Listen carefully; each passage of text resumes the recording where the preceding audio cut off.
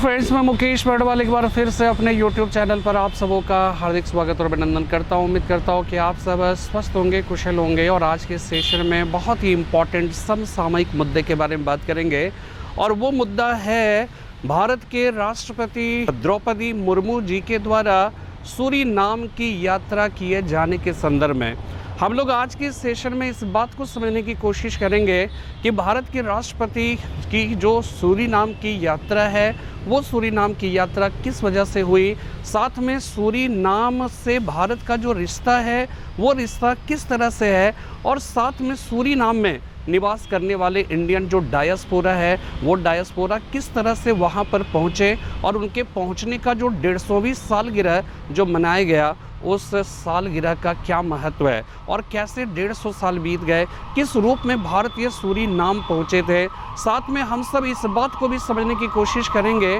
कि सूरीनाम की जो यात्रा थी, जो भारतीय की पहली खेप जो सूरीनाम में पहुंचा था वो कौन से जहाज़ से गया, और साथ में कलकत्ता में जो बाबा माई का जो स्टेचू है और साथ में सूरीनाम की राजधानी पैरामारिबो में वहाँ पर जो बाबा माई का जो स्टेचू है उस स्टेचू का महत्व क्या है, जहाँ पर कि आप देखेंगे कि भारत के जो राष्ट्रपति द्रौपदी मुर्मू जी उनका भी वहाँ पर आगमन हुआ था। और साथ में 2015 में जब भारत के विदेश मंत्री के रूप में सुषमा स्वराज काम कर रही थी तो उन्होंने भी कलकत्ता में ऐसे ही जो बाबा और माई का जो वहाँ पर स्टेचू है उसका अनावरण किया था। तो इस तरह के जो स्टेचू है वो क्यों बनाए गए, उसके पीछे क्या मकसद था। बाबा और माई का जो दो कह सकते हैं महिला और पुरुष है जो मजदूर के शक्ल में है और जो हाथ में लोटा लिए वहाँ पर कह सकते हैं खड़े हैं, उनका क्या महत्व है, आज के सेशन में इस बात को समझने की कोशिश करेंगे।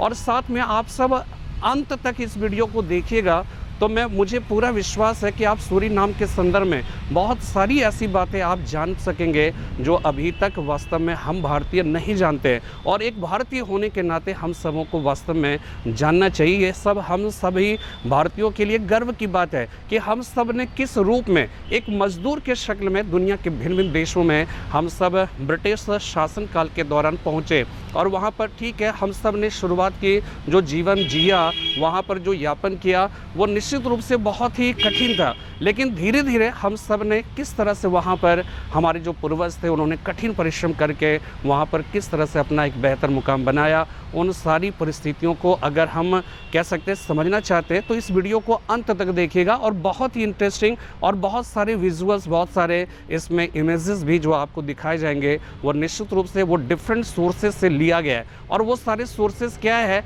उसमें आप देखिएगा, उन सारे तस्वीरों में कटसी में वहाँ पर सारी बातें जो है वो कह के लिखी हुई है। तो आप इंतज़ार करिए और लास्ट तक देखिए और तब आपको पता चलेगा कि वास्तव में हमने इस वीडियो में आपको किस तरह की जानकारी दी है।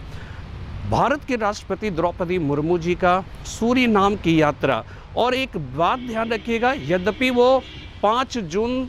2023 के एक दिन पहले पहुंच गई, लेकिन 5 जून 2023 का ही उनका मुख्य कार्यक्रम था। और वो 5 जून का तारीख क्यों रखा गया, हम सब अच्छी तरह से जानते हैं कि 5 जून का जो तारीख है पूरी दुनिया में अंतर्राष्ट्रीय पर्यावरण दिवस के संदर्भ में मनाते हैं। लेकिन जब हम सूरीनाम की बात करते हैं तो सूरीनाम एक और वजह से इस तारीख को हर वर्ष बहुत धूमधाम से मनाते हैं, और वो तारीख या कह सकते हैं वो महत्वपूर्ण जो बात है वो बात है कि arrival of first batch of Indians जो कि सूरीनाम में पहुंचे थे वो आज से 150 साल पहले यानी कि 5 जून 1873 ईस्वी में वहाँ पर पहुँचे। तो 150वीं सालगिरह मनाया जाना था और उसी में भारत के राष्ट्रपति महामहिम द्रौपदी मुर्मू जी का वहाँ पर जो है आमंत्रण दिया गया, आमंत्रित किया गया और वहाँ पर गई और उस कार्यक्रम में वहाँ पर शामिल हुई। यानी कि द्रौपदी मुर्मू जी का जो सूरीनाम की यात्रा है वो यात्रा इसलिए की गई क्योंकि वहाँ पे 150वीं सालगिरह मनाई जा रही थी, arrival of Indians in Suriname. और इसी संदर्भ में जो कार्यक्रम था उस कार्यक्रम की जो अपनी एक कह सकते हैं कि एक विशेष महत्ता, क्योंकि 150 साल का जो वक्त होता है वो बहुत ही बड़ा वक्त होता है, और इन 150 सालों में भारतीयों ने वहाँ पर किस तरह से अपना जो है वो कह कि दबदबा बनाए रखा, अपना प्रभाव बनाए रखा। शुरुआती जीवन निश्चित रूप से कष्ट में बीता, लेकिन जैसे जैसे जब बंधुआ मजदूरी खत्म हो गया, जब दास प्रथा खत्म हो गई, और फिर कैसे इन भारतीयों ने वहाँ पर जमकर मेहनत किया, खूब परिश्रम बहाया और वहाँ के जनजीवन का एक अभिन्न अंग ही नहीं बने, बल्कि सूरीनाम के विकास में, वहाँ की अर्थव्यवस्था में उन्होंने अपनी महत्वपूर्ण जो है भूमिका निभाई। सूरीनाम की अगर हम भारतीयों के पहुँचने की बात करें तो इसको थोड़ा सा जो है हमें ये समझना पड़ेगा कि दास प्रथा और जो गिरमिटिया, जिसको इंडेक्शर्ड लेबरर्स कहा जाता था, उन दोनों में फ़र्क क्या था। पहले दास प्रथा आई, फिर गिरमिटिया मजदूरों का जो है वो क्या है कि कॉन्सेप्ट आया। तो दास प्रथा 1830 के दशक से जो है कह सकते हैं कि एक प्रकार से दास प्रथा जो है दुनिया के स्तर पर जो है धीरे धीरे वो समाप्ति की ओर अग्रसर हो गई। और विशेषकर जब हम दास प्रथा की बात करते हैं तो जब वास्को डी गामा ने एक नए सामुद्रिक मार्ग की खोज की थी भारत तक पहुंचने के, तो वो जो है दुनिया के दृष्टिकोण से वो इसलिए महत्वपूर्ण था क्योंकि अफ्रीका के दक्षिण से होकर कैप ऑफ गुड होप से होकर जाने वाला यह पहला सामुद्रिक मार्ग था। और इस सामुद्रिक मार्ग की जब खोज करते हुए वास्को डी गामा केरल के कालीकट नामक बंदरगाह पे पहुंचा, तो कहा जाता है कि भारतीय सरजमी पर पड़े उसके कदम ने ना सिर्फ भारत के इतिहास को प्रभावित किया, बल्कि पूरे दुनिया के इतिहास को गहरे अर्थों में प्रभावित किया। और कहा जाता है कि इसी नए सामुद्रिक मार्ग से चलकर कहा जाता है कि जो साम्राज्यवादी जो देश, विशेषकर जो ब्रिटेन था, उसने दुनिया भर में अपने एक विशाल साम्राज्य की स्थापना की। और ब्रिटेन ने दुनिया में इतने विशाल साम्राज्य की स्थापना की थी कि उसके साम्राज्य के बारे में ये कहा जाता था कि ब्रिटिश साम्राज्य में कभी भी सूर्यास्त नहीं होते। इसमें क्या है कि दास प्रथा, दासों की भूमिका बहुत ही महत्वपूर्ण थी। दास प्रथाओं का या दासों की ज़रूरत जो है वो इन सारे उपनिवेशों में क्यों पड़ते थे। अफ्रीका एक नया उपनिवेश बना, इसी तरह से जो है दक्षिण अमेरिका जो है वहाँ पर बहुत सारे नए जो है वो क्या है उपनिवेश बने। फिजी है, मॉरिशस है, ठीक है, इन सारे देशों में बहुत सारे जो है उपनिवेश बनाए गए। उन उपनिवेशों में वहाँ की अर्थव्यवस्था का विकास करने के लिए, वहाँ पर कृषि का कार्य करने के लिए, विशेषकर कह सकते हैं कि अगर सूरीनाम के संदर्भ में बात करें तो वहाँ पे गन्ने की खेती कराने के लिए बहुत सारे जो है कह सकते हैं कि श्रमिकों की आवश्यकता पड़ती थी। तो जब तक दास प्रथा का चलन था तो वो दासों की व्यवस्था अफ्रीका, दक्षिण अमेरिका या भारत जैसे देशों से इवन कि चीन से भी जो है उन सारे दासों की प्राप्ति जो है हो जाती थी। लेकिन दास प्रथा के अगेंस्ट में एक दुनिया भर के स्तर पर एक आंदोलन चला और धीरे धीरे दास प्रथा को प्रतिबंधित किया जाने लगा, उससे अमानवीय जो है माना जाने लगा। तो दास प्रथा की समाप्ति के अगर हम बाद देखें तो ब्रिटिश साम्राज्य के लिए या फिर जितने भी साम्राज्यवादी देश थे, उन साम्राज्यवादी देशों के लिए सबसे बड़ी जो प्रॉब्लम थी या समस्या थी, वो समस्या ये थी कि इन उपनिवेशों में अपने आर्थिक हितों की पूर्ति के लिए जिस हेल्पिंग हैंड्स की ज़रूरत थी, वो हेल्पिंग हैंड्स आए कैसे। चूँकि दास प्रथा तो पहले इसकी खाना पूर्ति कर दे रहा था, इसकी जो रिक्वायरमेंट था उस रिक्वायरमेंट की पूर्ति कर दे रहा था। लेकिन जब दास प्रथा खत्म हो गया तो साम्राज्यवादी जितने भी देश थे उन सारे देशों के सम्मुख जो है एक समस्या उत्पन्न हुई कि अब जो है हेल्पिंग हैंड्स को कैसे जो है वो डेवलप किया जाए। और इसी के विकल्प के तौर पर गिरमिटिया मजदूर का एक कॉन्सेप्ट आया। और गिरमिटिया जो है जिसको इंडेक्शर्ड लेबरर्स कहा जाता है, उसमें क्या है कि ये गिरमिटिया जो है ना वो एग्रीमेंट शब्द से बना है। एग्रीमेंट शब्द का ही जो है विकृत रूप जो है वो गिरमिटिया के रूप में सामने में आया। और ये गिरमिटिया जो है ये करारबद्ध मजदूर होते थे,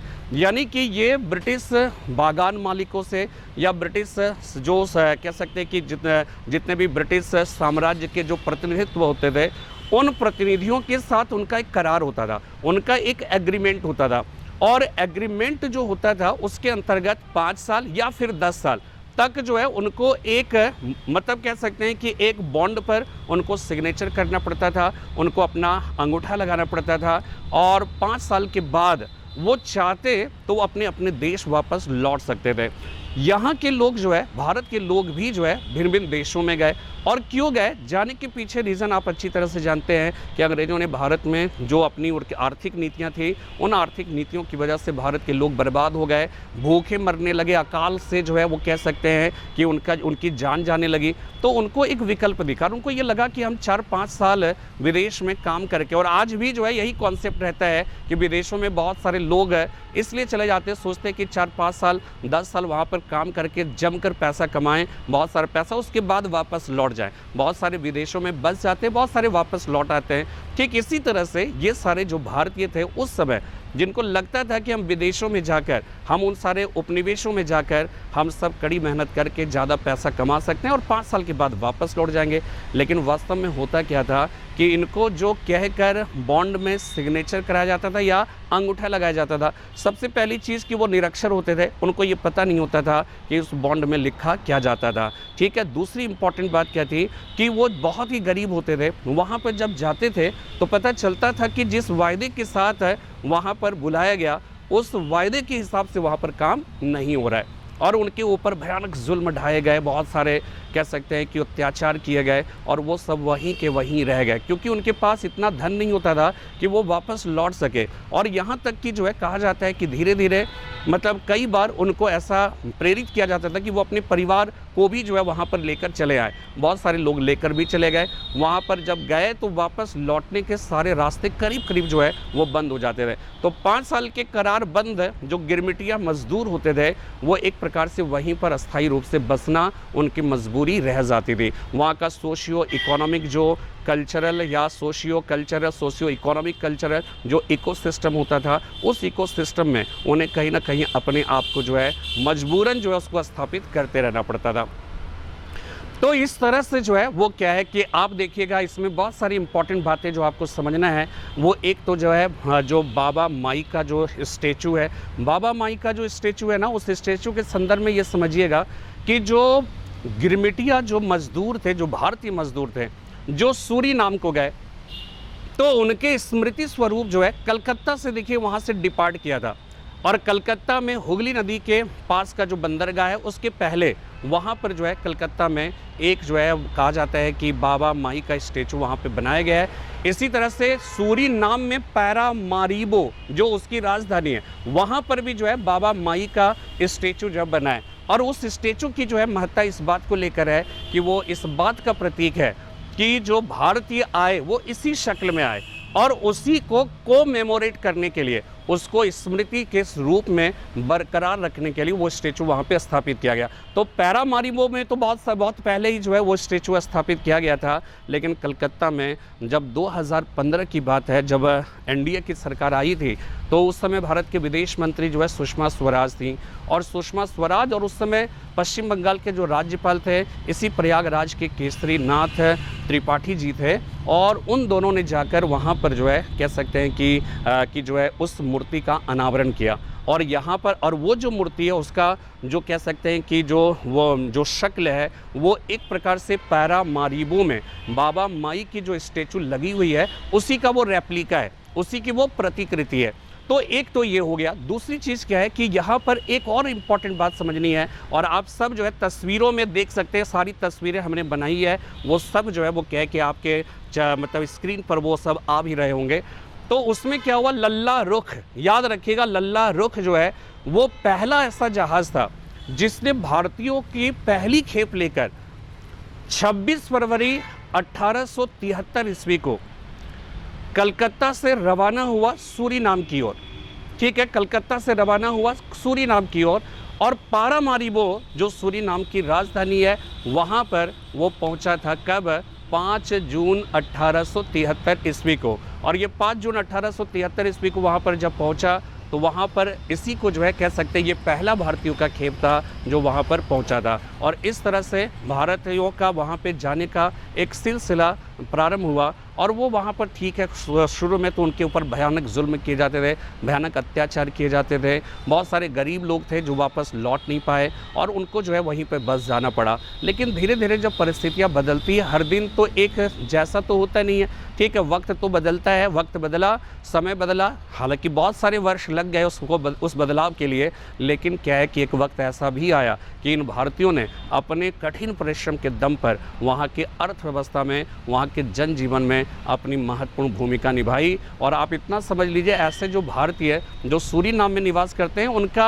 आप समझ जाइए सूरीनाम की कुल आबादी का लगभग 27 से 30% तक ऐसे ही भारतीयों से बना हुआ है। और इनको इंडो सूरीनामीज, ठीक है, इंडो सूरीनामीज कहकर पुकारा जाता है। और आप जब वहाँ पे जाओगे, दक्षिण अमेरिका के जो है आप कह सकते हो कि नॉर्थ ईस्ट के क्षेत्र में बसा हुआ सूरीनाम देश है। और आप जो स्क्रीन पर देख भी रहे होंगे उसका नक्शा, ठीक है, तो वो सूरीनाम और सूरीनाम में जो भारतीय बसे हुए हैं, उन भारतीयों का वहाँ पर जो प्रभाव है, उस प्रभाव क्या को आप इस अर्थ में समझ सकते हैं कि अगर वेस्टर्न कंट्रीज में, विशेषकर अमेरिका महाद्वीप, विशेषकर दक्षिणी या उत्तरी अमेरिका, दोनों को अगर मिला दिया जाए, तो वहाँ पर अगर भारत की कल्पना की जाए तो वास्तव में वो सूरीनाम में ही जो है निकल कर सामने में आ पाता है। यानी सूरीनाम आप ये कह सकते हो कि अमेरिकी महाद्वीप में एक